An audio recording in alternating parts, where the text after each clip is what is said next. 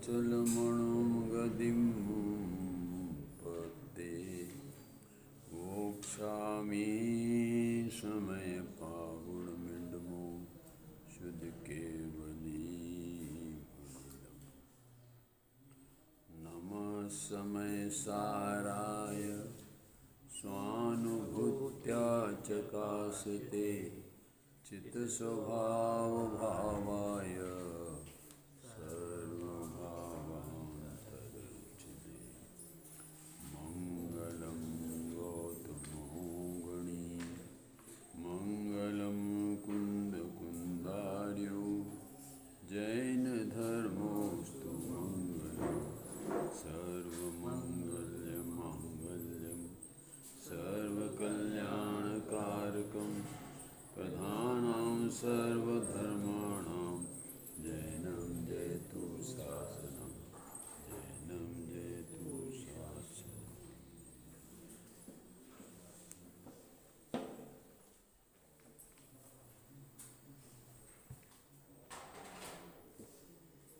समय सार नामक परम अध्यात्म परमागम, जिस परमागम को आचार्य कुलकुंदेव जिस भरत भूमि पर विचरण करते थे, विद्यमान थे और साथ साथ में उन्होंने हम भव्य जीवों के हितार्थ के लिए अपने निज वैभव से इस समय सार की रचना की है। मैंने एक शब्द का उपयोग किया है कुंद आचार्य के लिए कि समय सार में जो उन्होंने तत्व की बात रची है वह अपने निज वैभव से उन्होंने लिखी है। तो प्रश्न उपस्थित होता है कि वह कुंद आचार्य का निज वैभव क्या है।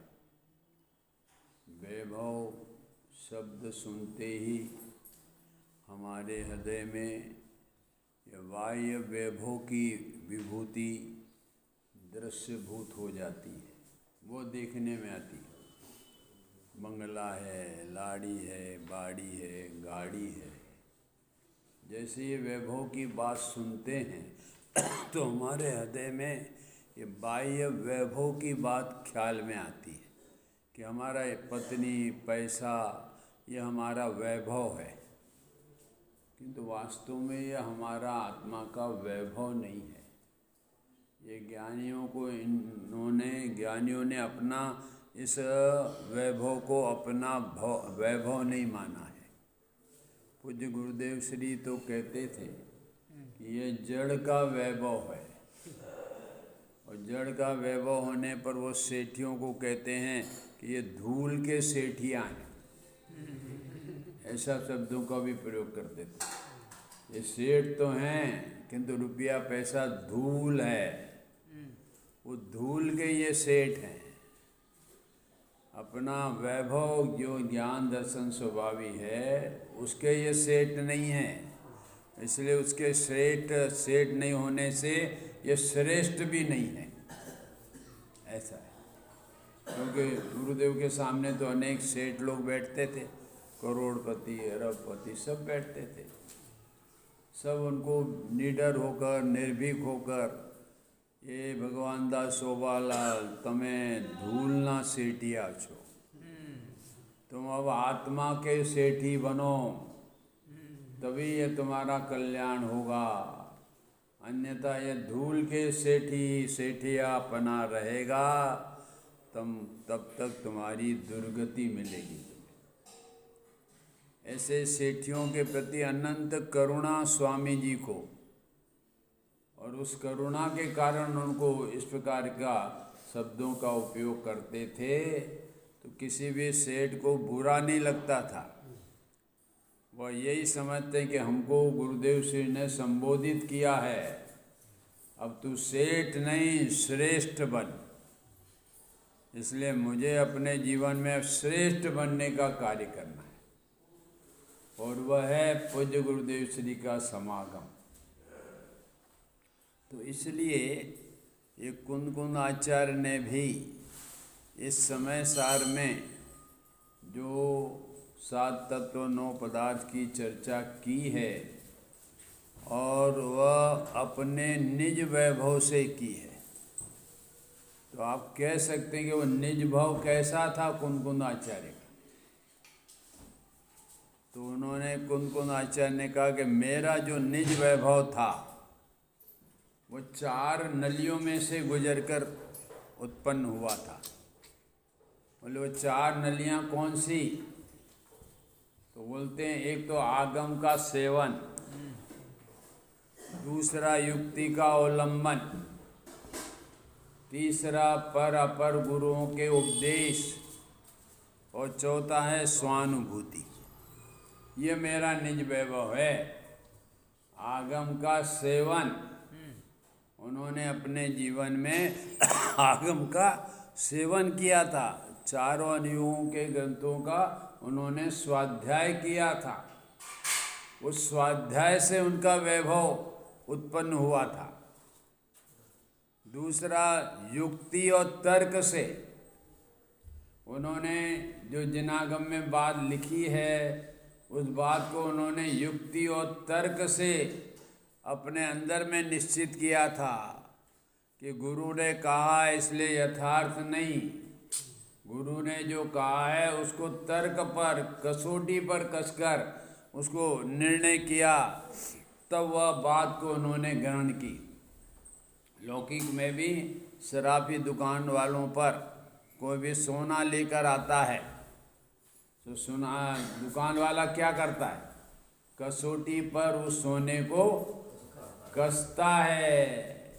ये पीतल तो नहीं है, मिक्स तो नहीं है, किंतु जब उन्हें वो कसौटी पर उनका जो चिन्ह है वह विदित होता है, तब वे उस सोने को ग्रहण करके भाव करके लेते हैं। कसौटी पर, लौकिक में भी हर चीज कसौटी पर कसकर ग्रहण की जाती है। तो इसी प्रकार से हमारे जिनागम में भी हमारे कुंद आचार्य ने कहा कि हमारे सर्वज्ञ परमात्मा की जो वाणी में आया था, केवलियों शुद्ध केवलियों ने जो कहा था, गंधर्वों ने उसे गूथा था और गूथकर ये जो जिनवाणी रची गई है, इस जिनवाणी में जो वस्तु का स्वरूप दर्शाया गया है, उस बात को उन्होंने तर्क और युक्ति पर सिद्ध किया। एक आप सब ने हमारे स्वयंभू स्तोत्र के रचयिता और देवागम स्तोत्र के रचयिता, ऐसे जिनागम में 4 स्तोत्र हैं। देवागम स्तोत्र, एक है हमारा स्वयंभू स्तोत्र, एक है एक ही भाव स्तोत्र और एक है हमारा चौथा और है वो भक्तामर स्तोत्र। इन 4 स्तोत्रों में तो वह हमारा जो देवागम स्तोत्र हमारे वह समुद्रभद्र ने लिखा था, जिसमें 24 तीर्थंकरों की स्तुतियाँ की गई है। वह समुद्रभद्र आचार्य कहते हैं, हे समोषण में विराजमान आदिनाथ भगवान, मैं तुम्हें आदिनाथ भगवान इसलिए नहीं मानता कि आपका समोषण है, अनेक देवता आपका सुनने आए हैं, सब सुनने आए हैं, इसलिए आप भगवान हो, देव हो, मैं नहीं मानता। मैंने स्वयंभू स्तोत्र के रचयिता समुद्रभद्र आचार्य भी भगवान की परीक्षा करते हैं कि मैं नहीं ऐसा मानता कि ये समोषण, ये तो मायावी भी कर सकते हैं, समोषण की रचना कर सकते हैं और ये सब वैभव कर सकते हैं। वो हमारी को आती है ना कहानी में, रेवती रानी, सुना है रेवती रानी का? माता जी सुना? क्या करे, जीवन तुम्हारा सब चला गया माता जी। ये पढ़ना चाहिए ना, ये सब चीज़ें आपके जीवन में इतना समय आपको मिला है कि क्या क्या सतियाँ हो गई हैं और उन्होंने जीवन में क्या अलौकिक कार्य किए हैं, उनकी प्रेरणा प्राप्त करके हम भी अपने जीवन में अलौकिक प्राप्त करें, ऐसी भावनाओं को संजोना चाहिए। तो वो रेवती रानी में वहाँ पर कोई मायावी ने एक समोषण की रचना कर दी। रेवती रानी सम्यक दृष्टि थी और समोषण की रचना करने पर सारे नगर के लोग वो समोषण में दर्शन करने गए, वाणी सुनने गए। किंतु रेवती रानी ने कहा ये भगवान का समोशरण नहीं है, ये मायावी है। क्यों 25 तीर्थंकर होते ही नहीं, ये कहाँ से आ गया? ये मायावी है। ऐसा उस रेवती रानी ने निश्चित किया और वो समोषण में नहीं गई। ऐसे समुद्रभद्र आचार्य जिनेंद्र भगवान के समक्ष खड़े होकर, हे भगवान, सारा जगत आपको भगवान कहता है क्योंकि आपकी विभूतियों को देखकर कहता है, किंतु मैं आपकी विभूतियों को देखकर मैं आपको भगवान नहीं मानता। तो आप किस कारण से मुझे भगवान मानते हैं? तो वह समुद्रभद्र कहता है कि मैंने एक समय में उत्पाद व्यय और द्रव्य को आपने देखा है, प्रत्येक द्रव्य की पर्याय का उत्पाद व्यय देखा है, आपके ज्ञान में झलकता है, 3 काल और 3 लोकों की पर्याय है। इसलिए मैं आपको उत्पाद व्यय और वह एक समय में होता है ऐसा आपने देखा है, इसलिए मैं आपको सर्वज्ञ और परमात्मा मानता हूँ। ये समोषण है, ये तो उनकी बाह्य विभूति है, पुण्य का ठाठ है, ये तो कोई भी जोड़ सकता है। किंतु वस्तु के संबंध में हर चीज में उत्पाद व्यय द्रव्य आपने देखा है। अब देखो ये मंदिर है, कितने वर्ष का हो गया? 400 साल। तो ये 400 साल आपने कैसे नक्की किया? हाँ, तो मैंने ये 400 साल क्रमे क्रमे होकर हर समय बदलता गया ना, बदलकर 400 साल तक पहुंचा, इसलिए हम 400 साल कह रहे हैं, और ज़्यादा भी हो गए। किंतु आप ये सोच लो, ये इसमें ये परिवर्तन नहीं होता तो हमें कह ही नहीं सकते। आपकी उम्र 60 वर्ष है तो आपको 60 वर्ष का क्यों कहते हैं? कि आपका समय समय परिवर्तन हुआ, उत्पाद व्यय हुआ और व्यय हुआ, पुरानी पर्याय का व्यय हुआ, नई पर्याय का उत्पाद हुआ और आपका द्रव्य धूरा। ये आपकी पर्याय में भी उत्पाद व्यय हर समय होता है। ये भगवान आपने ये देखा है प्रत्येक द्रव्य में। ऐसा कोई जगत में देव नहीं है जो इस प्रकार के वस्तु स्वरूप के संबंध में देखता हो और अपनी वाणी में इस प्रकार का कहता हो। इसलिए समुद्रवत कहते हैं, इसलिए मैं आपको वह सर्वज्ञ वीतराग देव मानता हूँ कि आपकी वाणी में एक समय में जगत में जितने भी द्रव्य हैं उनकी पर्याय अनंत है, वह सब में आपने उत्पाद व्यय देखा है, इसलिए मैं आपको सर्वज्ञ मानता हूँ। मात्र समोशरण है, विभूतियाँ हैं, 12,000 करोड़ बाजे बजते हैं और ये बोले इसलिए नहीं मानता। ये जैन दर्शन की विशेषता है। इस बात को कोई भी दर्शन नहीं कहेगा कि एक वस्तु में ये रुमाल है, इसमें भी हर समय उत्पाद व्यय द्रव्य हो रहा है, हर समय। ये उंगली है, इसमें भी उत्पाद व्यय हर समय हो रहा है। ये हमारा जैन दर्शन का ट्रेडमार्क है, जो हमारे एकमात्र वीतराग सर्वज्ञ परमात्मा के अतिरिक्त कुछ कोई कह ही नहीं सकता। इसलिए हम वीतराग सर्वज्ञ परमात्मा को अपना सच्चा देव मानते हैं, और कोई देवों में है ही नहीं ये योग्यता। तो इसलिए हमारे जो कुन आचार्य थे वो कहते थे कि मेरा जो निज वैभव है वो आगम के बल से मैंने जिनागम का अभ्यास किया है, उससे मेरा यह बल प्रकट हुआ है, मेरा वैभव प्रकट हुआ है। और मैंने जो जिनागम में जो बातें की थी उसको तर्क और न्याय से सिद्ध करके अपनाई थी, इसलिए मेरा तर्क और न्याय यह मेरा एक आत्मा का ज्ञानवाणी का मेरा वैभव का बल है। तीसरा, पर और अपर गुरुओं के उपदेश से। पर माने सर्वज्ञ भगवान, और अपर माने जो हमारे गुरु हैं, उन गुरुओं का उपदेश से मैंने ये वस्तु स्वरूप का निर्णय किया है, विकल्पात्मक निर्णय किया है, और उस विकल्पात्मक निर्णय को मैं वह अंतिम में उनका वैभव बताए कि मेरे निज वैभव ने नक्की किया, किसी के कहने से नहीं। जो आचार्यों ने कही, भगवानों ने कही, उस बात को मैंने आत्मसात करके निर्णय किया, इसलिए मेरा वैभव निज वैभव है, और मैंने उस निज वैभव से ये समय सार परमागम की रचना की। जगत में क्या होता है कि कोई भी दुकान खोलता है, वो किस प्रकार खोलता है? अपने पास जितनी पूंजी है उस प्रकार खोलता है कि लोगों की पूंजी से वो दुकान खोलता है। अपने पास जितना भी पैसा हो उस हिसाब से प्रत्येक दुकानदार दुकान खोलेगा। अभी वर्तमान की बात नहीं है, अभी तो वर्तमान में सब जितने भी ये अडवाणी है, हमारे वह अंबानी है, वे सब गवर्नमेंट के पैसे से सेठ बने हैं, कुछ नहीं उनका पास। सब जितने भी बने हैं वो गवर्नमेंट के सेठ से सेठ बने हैं। तो इसलिए हमारा यहाँ आचार्य कहते हैं कि मैं जो सेठ बना है, मेरा जो पैसा मेरे पास है, यदि मेरे पास 1 लाख रुपया होगा तो वह पान की दुकान खोलेगा।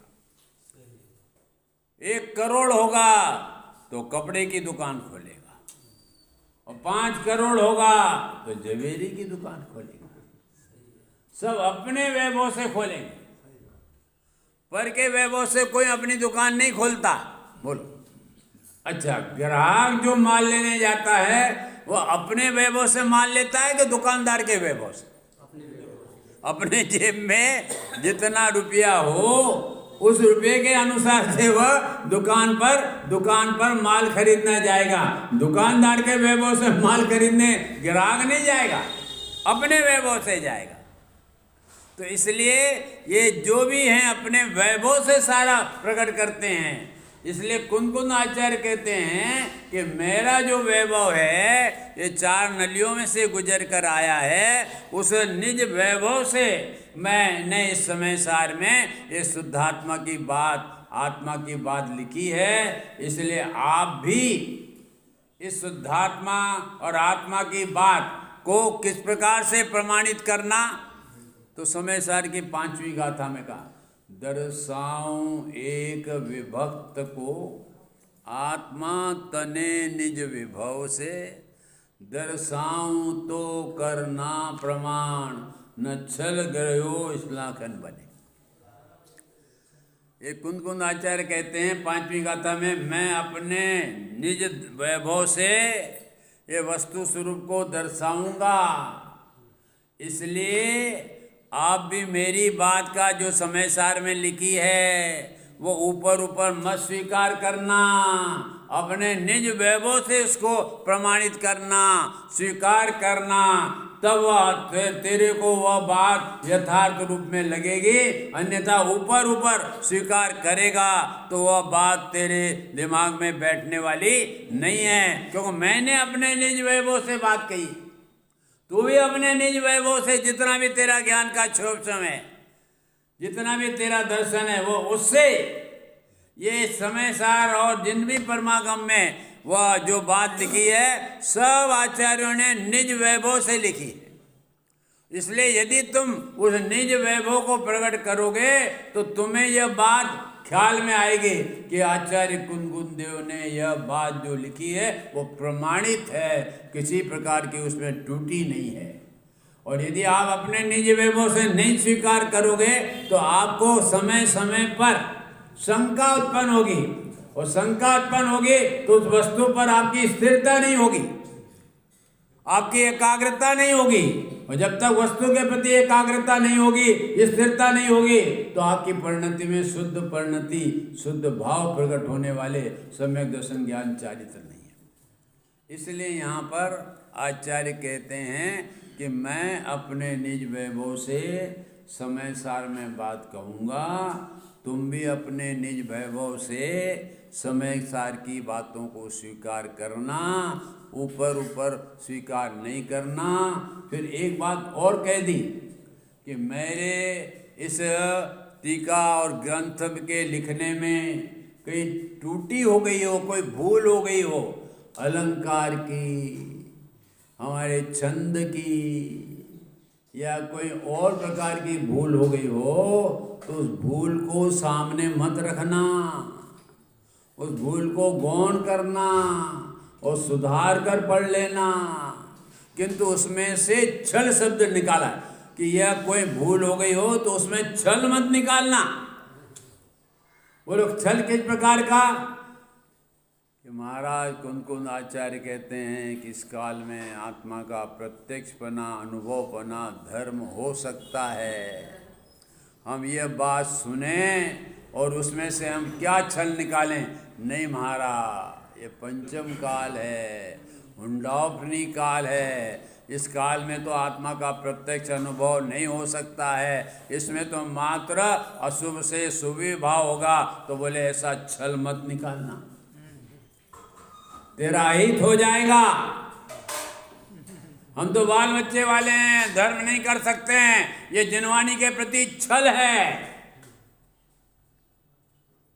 जो अपनी वर्तमान की स्थिति को सामने रखकर धर्म से दूर होता है, वह हमेशा वह जिनागम के प्रति छल कर रहा है। अरे जगत में पैसा नहीं हो तो कर्जा लेकर शादी करता है लड़की, समझे? ऐसा नहीं है। यहाँ तो आचार्य कहते सब में सामर्थ्य है आत्मा का धर्म करने में। ऐसा कोई संगी पंचेंद्रीय जीव नहीं है जिसमें यह धर्म करने की योग्यता नहीं है।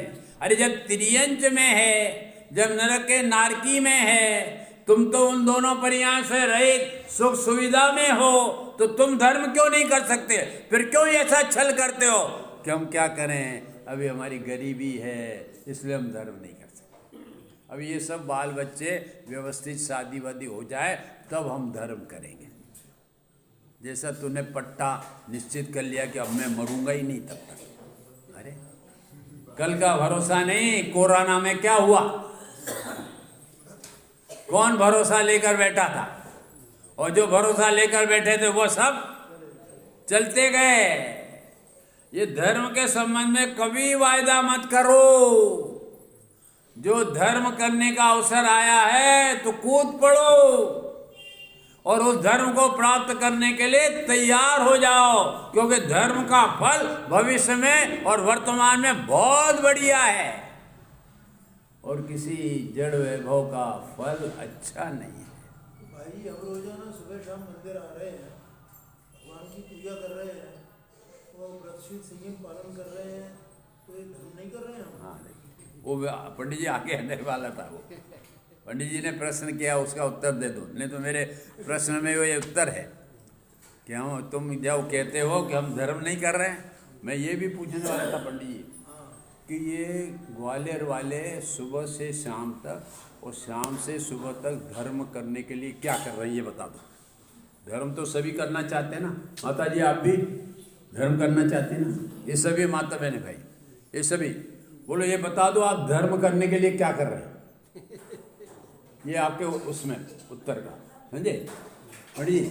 मैं सबसे पूछना चाहता हूँ कि आप धर्म करने के लिए क्या कर रहे हैं? बोलो। सुबह से शाम तक मंदिर आते हैं, पूजा करते हैं, आप अभिषेक करते हैं हमारे भाई लोग, और स्वाध्याय करते हैं।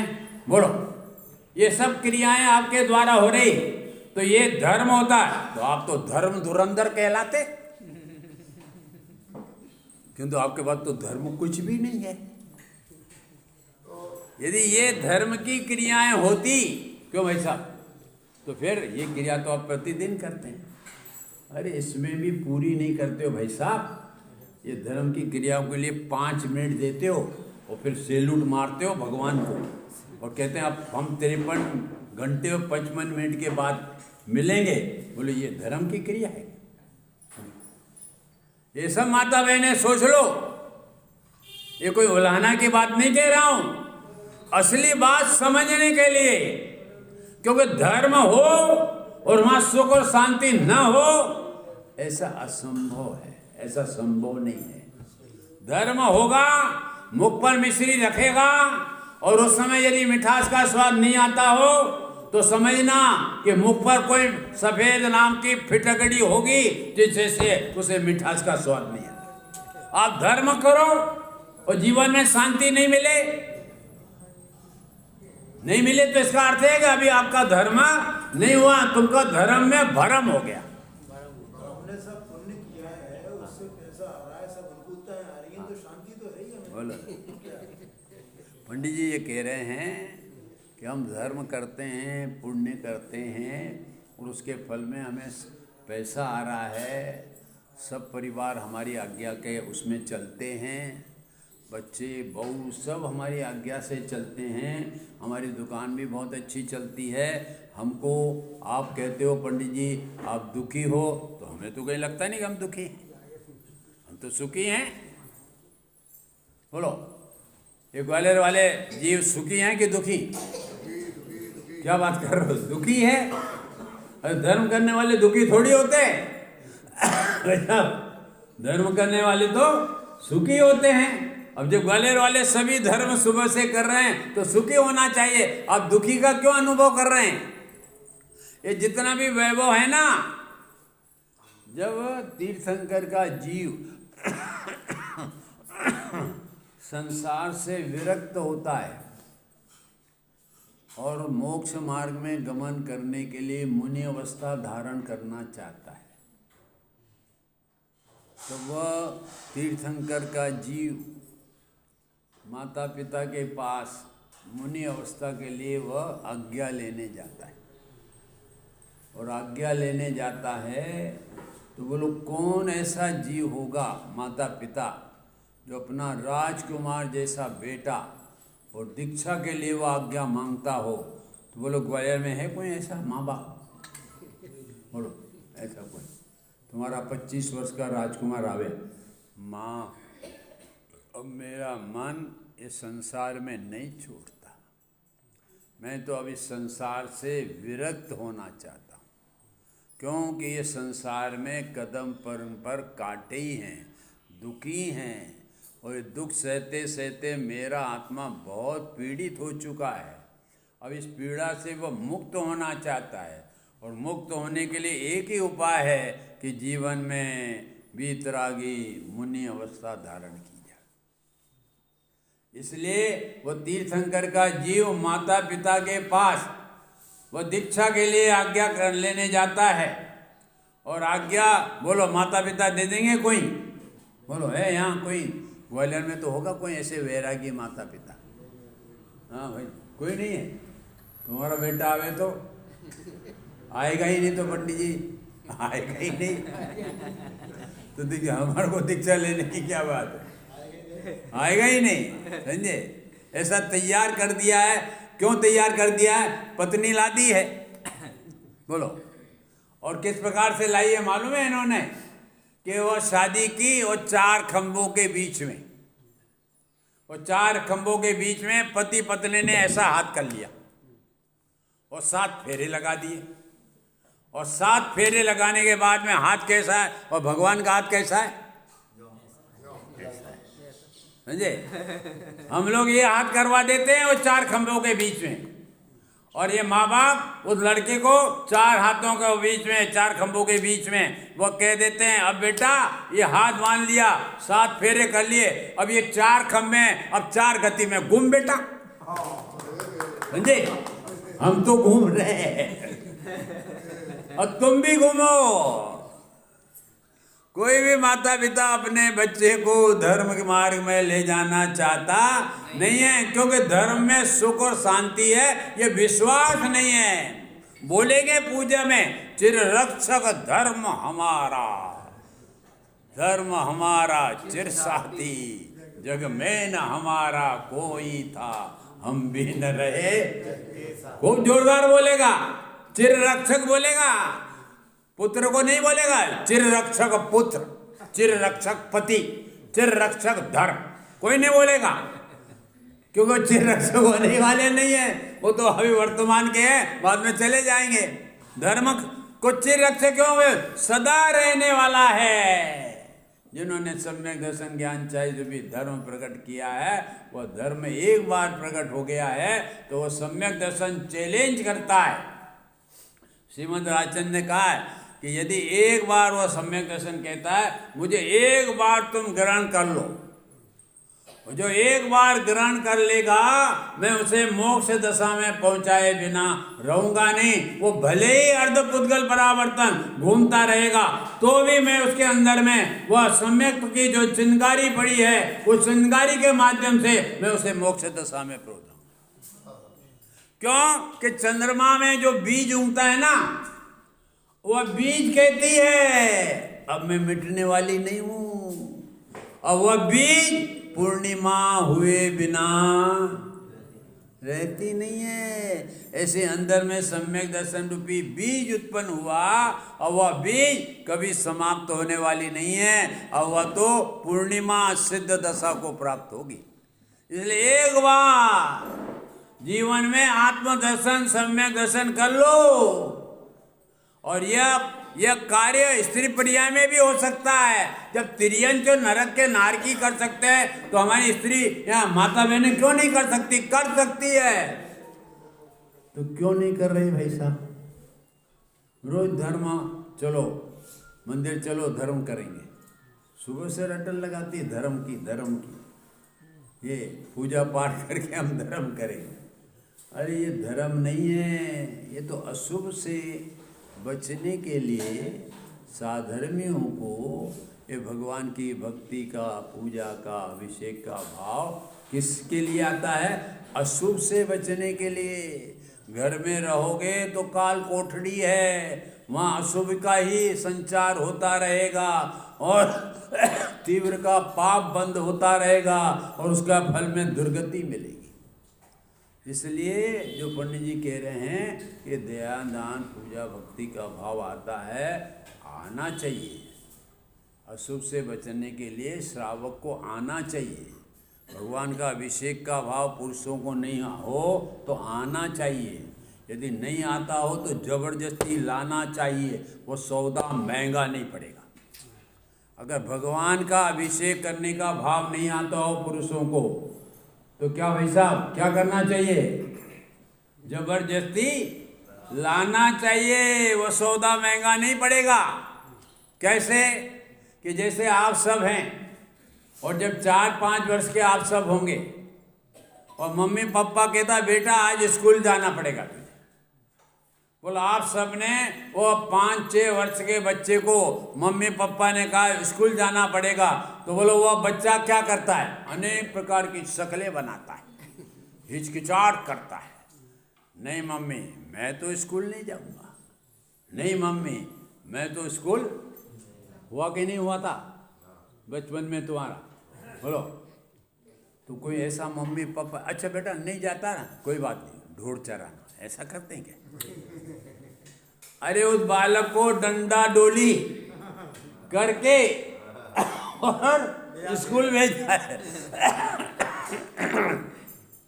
स्कूल भेजते हैं और स्कूल भेजने पर वो वहाँ मैडम के समागम में आता है, अच्छे अच्छे चित्र देखता है, अच्छी अच्छी चॉकलेट खाता है, अच्छा खिलौना खेलता है।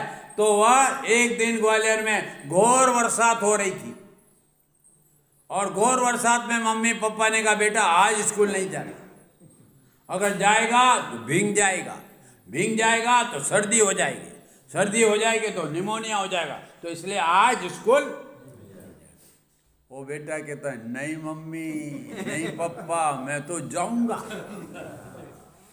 जो जबरदस्ती की बात थी क्या वैसा बचपन में, हाँ वो जबरदस्ती हुई किंतु उसका सौदा महंगा नहीं पड़ा। ऐसे हमारे पुरुष वर्ग प्रतिदिन सुबह हमारे भगवान के अभिषेक में आओ। यदि नहीं आओगे तो हमारा देश का नारा है हम दो और हमारे दो। हमारा तीर्थ हमारे धर्म का नारा नहीं है, हमारा धर्म का नारा है हम दो और हम एक, क्योंकि हमारे तीर्थंकर अपने माता पिता के एक ही होते, दो नहीं होते। हमारे जैन दर्शन का नारा ये है, हम दो और हमारे दो, किंतु वर्तमान में भारत का नारा है हम दो और हमारे दो। अब दो दो हो गए, एक मुन्ना एक मुन्नी, क्या भाई साहब। अब पढ़ने के लिए दोनों को स्कूल भेजना है, समय उतना ही है, सर्दी का समय है, तो वह हमारी धर्मपत्नी क्या कहेगी, तुम मुन्ने का स्नान करा दो, मैं मुन्नी का स्नान करा देती। अगर भगवान के दरबार में अभिषेक करने आ गए तो किससे बच जाओगे, स्नान कराने से। ये मुन्ना मुन्नी के अभ्यासी से बच जाओगे भैया।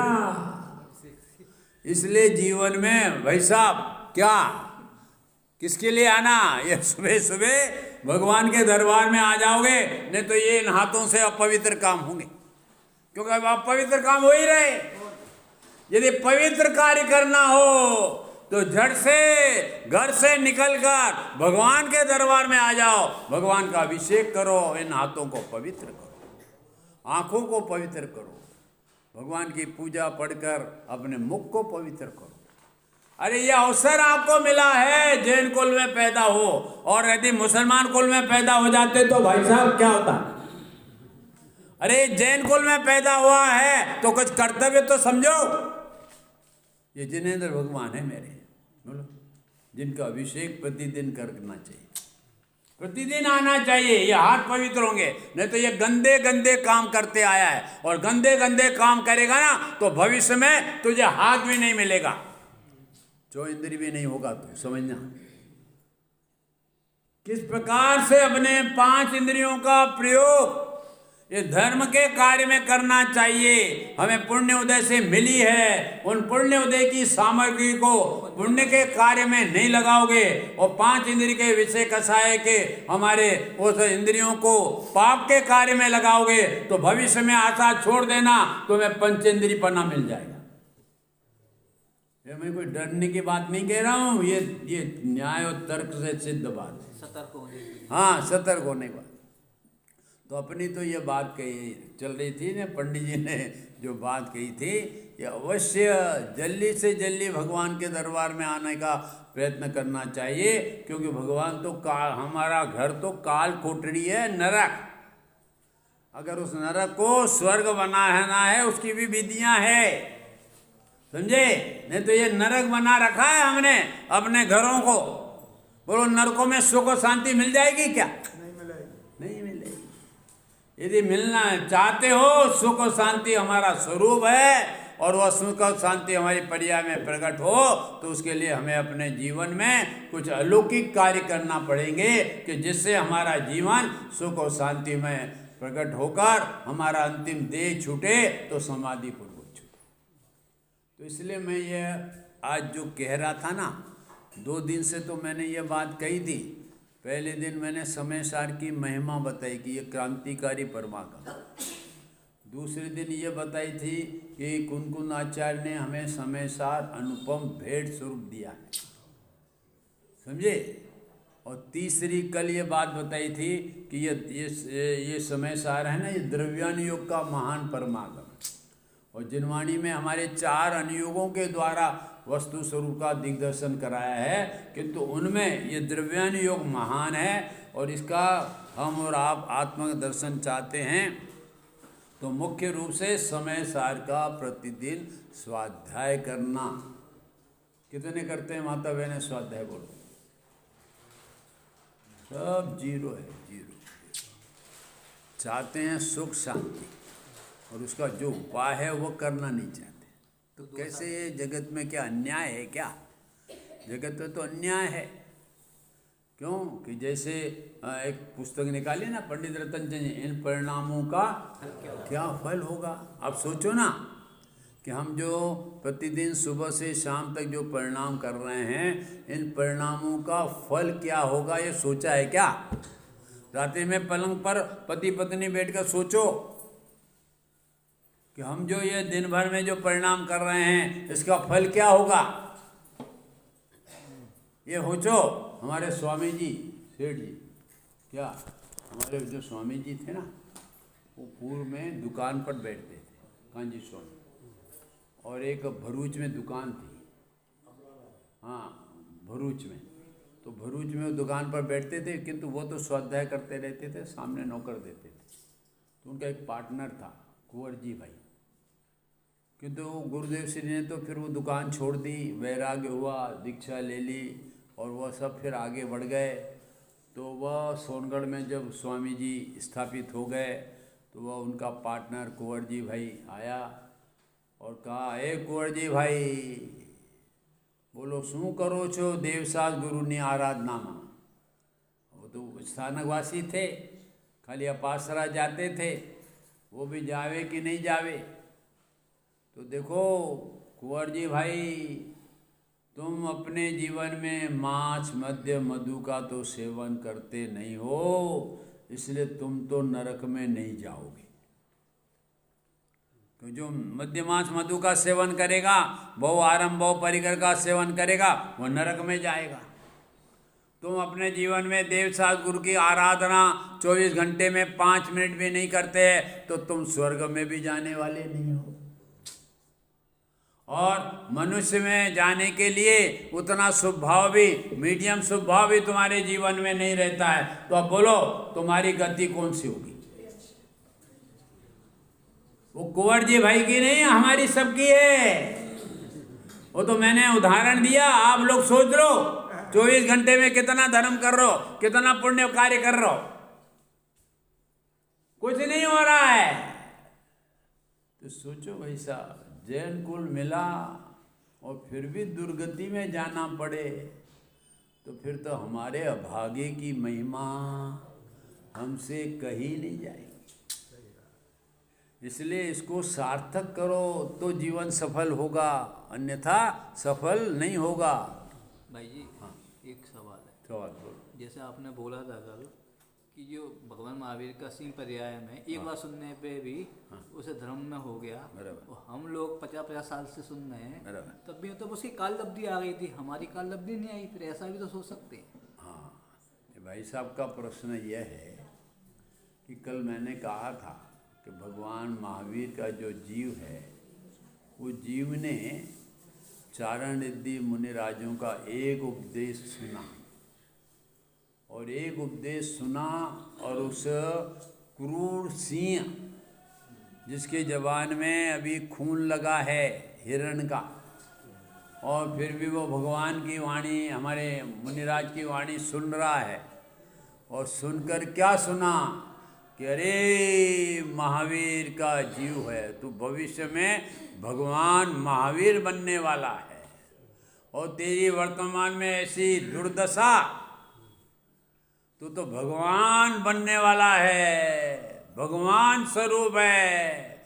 ऐसा एक उपदेश चारण मुनिराज ने कहा, तो वह बात उसने स्वीकार की और स्वीकार करके सम्यक दर्शन प्राप्त कर लिया कि मैं भगवान आत्मा हूँ।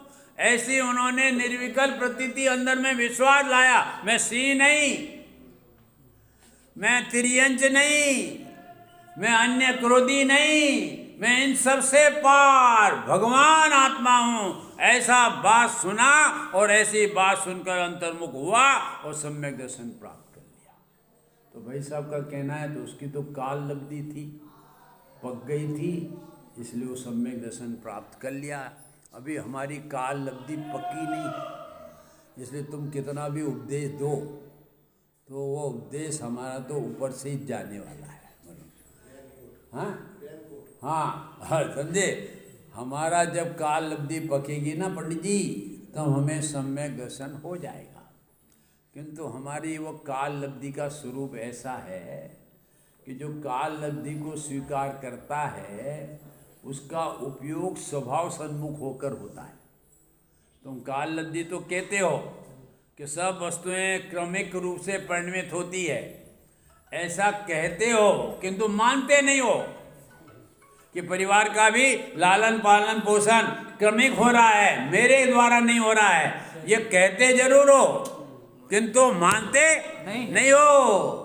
तुम मानते नहीं हो, इसलिए तुम्हारा उपयोग अंतर सन्मुख होकर सम्यक दर्शन को प्राप्त नहीं हो रहा है। और जिस समय ये स्वीकार कर लो कि सब व्यवस्थित है, मैं किसी का कुछ करता धरता नहीं है, जब करता धरता नहीं है तो उसका उपयोग कहाँ जाएगा? बाहर में तो जाएगा नहीं, क्योंकि वहाँ मैं कुछ कर ही नहीं सकता है। तो उसका उपयोग अंतर्मुख होगा और अंतर्मुख होकर सम्यक दर्शन प्राप्त कर लेगा। ये उसकी काल लब्धि है। ये काल लब्धि तो हर समय तैयार है, तू स्वीकार नहीं करता। धर्म की प्राप्ति करने का समय हर समय है। ये भगवान का दर्शन का तो समय निश्चित है, क्योंकि जगत में कुछ काम सुबह के होते हैं, कुछ काम दोपहर के होते हैं और कुछ काम रात्रि के होते हैं। किंतु भगवान आत्मा का दर्शन करने के लिए समय कौन सा है? हर समय है, हर समय है। जब चाहो तब समय है, उसके लिए कोई पाबंदी नहीं है। ये बाहर के संयोगों में पाबंदी है। इसलिए ग्वालियर वाले भाइयों बहनों, ऐसा सुंदर कार्य समय सार स्वाध्याय हम कर रहे हैं और वह स्वाध्याय हमें आत्मदर्शन की प्रेरणा दे रहा है। इसलिए सारा ऊपर से उपयोग हटा लो। हटा लो मैंने उनसे दूर होकर बाबा हो जाओ, वो मैं नहीं कहता। वह सब रहे, परिवार रहे, बच्चे रहे, ये रहे, किंतु उनसे उपयोग हटा लो कि यह मैं शरीर में नहीं और मेरे से शरीर से संबंधित स्त्री कुटुंब मैं नहीं, ये रुपया पैसा मैं नहीं, मैं इनसे पृथक। और ये पुण्य पाप के भाव उत्पन्न होते हैं, इससे भी पृथक मैं ऐसा भगवान आत्मा हूँ, ऐसी दृष्टि करने का प्रयत्न करो तो तुम्हारी परिणति में चाहे स्त्री पर्याय हो चाहे पुरुष पर्याय हो, सब सम्यक दर्शन रूपी धर्म प्राप्त कर सकते हैं। ऐसी बात